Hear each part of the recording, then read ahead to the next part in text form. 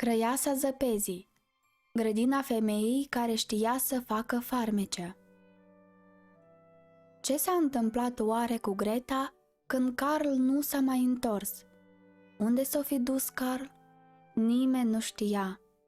Băieții atâta știau că își legase săniuța de o sanie mare albă și sania aceea s-a dus către bariera orașului. Nimeni nu știa unde-i și cei de acasă plângeau după el. Și Greta plângea mai tare decât toți. Toți credeau că a murit, că s-a înnecat în râul de la marginea orașului. A fost o iarnă lungă și tristă. Și în sfârșit a sosit primăvara cu raze calde de soare. Carl a murit, spunea Greta. Noi nu credem că a murit, a spus razele de soare. A murit, a spus ea rândunelelor. Nu credem că a murit, au zis ele. Și de la o vreme nici Greta n-a mai crezut. Într-o dimineață ea s-a gândit. A să-mi pun pantofii cei noi, roșii, pe care Carl încă nu i-a văzut, și am să mă duc la râu să-l întreb dacă știe ceva de dânsul. Era de vreme de tot. Greta a sărutat-o pe bunica sa care mai dormea și-a pus pantoforii cei roșii și s-a dus singurică la râu și l-a întrebat. E adevărat că mi-ai luat prietenul cu care mă jucam? Uite, îți dau pantofii mei cei roșii, numai să mi-l dai înapoi pe Carl. Valurile făceau parcă niște semne ciudate și Greta și-a scos pantofii la care ținea mai mult decât la orice și i-a aruncat în apă. Pantofii însă au căzut prea aproape și valurile i-au adus la mal. Ai fi zis că râul nu voia să ia ce avea ea mai scump, deoarece Carl nu era la el. Greta a crezut că n-a aruncat pantoforii destul de departe și atunci s-a suit într-o luntre care era legată în păpuriș, s-a dus până la capătul ei și a aruncat pantofii în apă. Luntrea însă nu era legată bine și când fetița s-a repezit să arunce pantofii, s-a desprins de țărm și a pornit pe apă. Greta, când a văzut așa, a vrut să se întoarcă și să sară pe mal, dar luntrea acum ajunsese departe și pornise pe râu în jos. Greta s-a speriat și a început să plângă, dar cine să o audă decât vrăbiile? Dar vrăbiile nu puteau să o tragă la țărm și atunci ce să facă și ele? Zburau de-a lungul malului și ciripeau vrând parcă să o mângâie. Uite, suntem aici! Luntra mergea repede la vale. Greta era numai în ciorapi, pantofii ei cei roșii veneau pe apă după luntre, dar nu putea să o ajungă, fiindcă luntra mergea mai iute. Frumos era pe maluri, flori mândre, copaci bătrâni și pășuni cu oi și vaci, dar nici țipenie de om. Poate că râul mă duce la Carl, se gândea Greta, și gândindu-se așa, i-a mai venit inima la loc. S-a ridicat și a început să se uite la malurile verzi. A mers ea cât a mers și a ajuns cu luntra la o livadă de cireși. Și în mijlocul livezii era o căsuță cu ferestre roșii și albastre. Căsuța era acoperită cu paie și la ușă stăteau doi soldați de lemn cu pușca la umăr. Greta a strigat la ei. Credea că-s vii, dar ei, bineînțeles, n-au răspuns nimic. Luntra s-a apropiat de țărm. Râul o împingea într-acolo. Greta a strigat mai tare și atunci a ieșit o babă, sprijinindu-se într-o cârjă. Avea o pălărie mare de soare zugrăvită cu flori. Sărăcuța de tine! Cum ai nimerit tu în luntre și ai pornit singură pe apă, în lumea largă? Și baba a venit la marginea apei, a apucat luntrea cu cârja, a tras-o la mal și a scos-o din luntre pe Greta. Fetița era veselă că a ajuns iar pe uscat, dar se și temea puțin tel de babă. Aceasta a zis: și acum spune-mi și mie, cine ești și de unde vii? Greta i-a spus tot.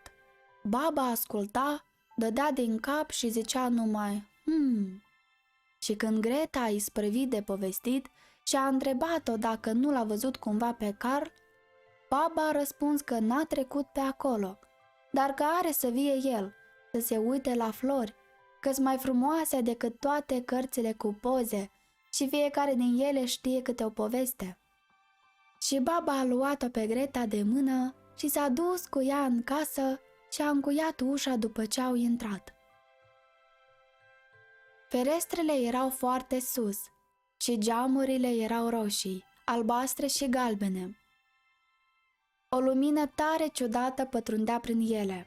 Pe masă era o farfurie mare plină de cireșe frumoase și Greta s-a așezat și a mâncat cireșe câte a vrut, fiindcă avea voie să mănânce cât îi place.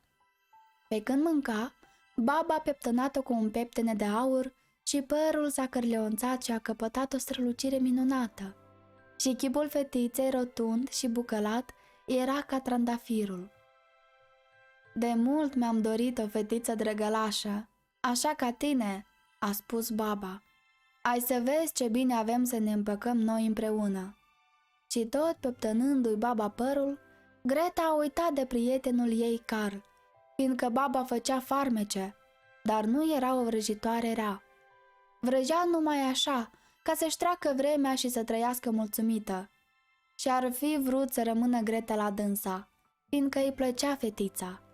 De aceea s-a dus în grădină, a pălit cu cârja toți trandafirii câți erau pe acolo și toți au căzut și au intrat în pământ. Și acum nici nu se mai cunoștea pe unde fuseseră.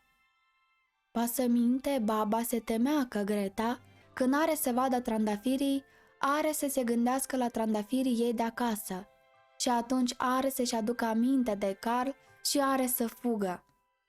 După asta, baba a adus-o pe Greta în grădină. Ce mireasmă și ce frumusețe era aici!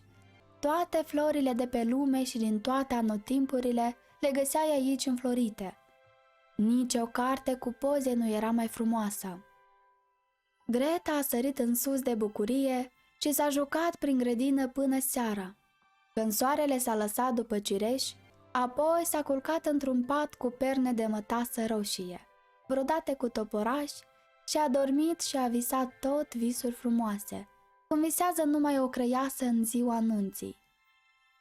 A doua zi, Greta s-a jucat iar cu florile prin grădină cât a vrut. Așa a trecut multă vreme. Greta cunoștea acum fiecare floare, dar deși era o mulțime, ei îi se părea că lipsește una, care anume nu știa. Iată însă că într-o bună zi s-a uitat mai bine la pălăria de soare pe care o purta baba și care era zugrăvită cu flori. Și a văzut printre florile zugrăvite și un trandafir, care era mai frumos decât toate celelalte. Baba uitase să șteargă de pe pălăria ei trandafirul, atunci când surghiunise în pământ trandafirii din grădină. Dar ce să-i faci? Așa e întotdeauna când nu bagi bine de seamă. Cum?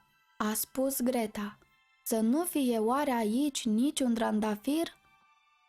Și s-a dus repede în grădină și a căutat în toate straturile, dar n-a găsit niciun trandafir. Și atunci s-a așezat jos și a început să plângă. Și lacrimile ei au căzut tocmai pe locul unde fusese îngropată o tufă de trandafiri. Și când lacrimile calde au udat țărâna, tufa a ieșit deodată din pământ, tot așa de înflorită ca atunci când fusese îngropată. Greta a îmbrățișat trandafirul, a sărutat florile și s-a gândit la trandafirii ei frumoși de acasă și la Carl. De ce m-am oprit eu oare aici? A spus fetița. Eu voiam să-l caut pe Carl. Voi știți unde-i? A întrebat ea trandafirii. Ce credeți? A murit? Nu, n-a murit, au spus trandafirii. Noi am fost în pământ și în pământ sunt toți morții, dar Carl nu-i printre ei. Vă mulțumesc de ce mi-ați spus, a zis Greta și s-a dus la celelalte flori. S-a uitat în potirul fiecăreia din ele și a întrebat: Nu știți unde-i Carl?" Dar florile se încălzeau la soare și visau la ce le plăcea lor să viseze și nici una nu știa ce-i cu Carl. "Degeaba mai întreb florile," și-a răspuns Greta. "Ele știu numai ce se întâmplă cu dânsele și de altceva habar n-au." Și Greta și-a pus poalele în brâu ca să poată să meargă mai repede și a luat-o la fugă până în fundul grădinii. Portița era închisă, dar ea a apăsat pe clanța ruginită și clanța s-a ridicat. Portița s-a deschis și Greta a pornit în lumea largă, desculță cum era. S-a uitat de câteva ori înapoi, dar nu urmărea nimeni. De la o vreme n-a mai putut merge și s-a așezat pe un bolovan și când s-a uitat împrejur, a văzut că nu mai era vară. Era toamnă târziu. În grădina babei, în care era mereu cald și erau flori, din toate anotimpurile, nu puteai să-ți dai seama cum trecea vremea. "Doamne, cum am mai întârziat!" a spus Greta. "Uite că-i toamnă, nu pot să zăbovesc." Și s-a ridicat și a pornit iar la drum. Vai, piciorușele ei erau obosite și zgâriate. De jur împrejur era urât și frig. Crengile pletoase ale sălciilor erau galbene și frunzele cădeau smulse de vânt și numai porumbarul mai avea poame. Dar nu erau bune și când Greta a încercat să mănânce din ele, i-au făcut gura pungă de acre ce erau. Trist și urât era în lumea largă.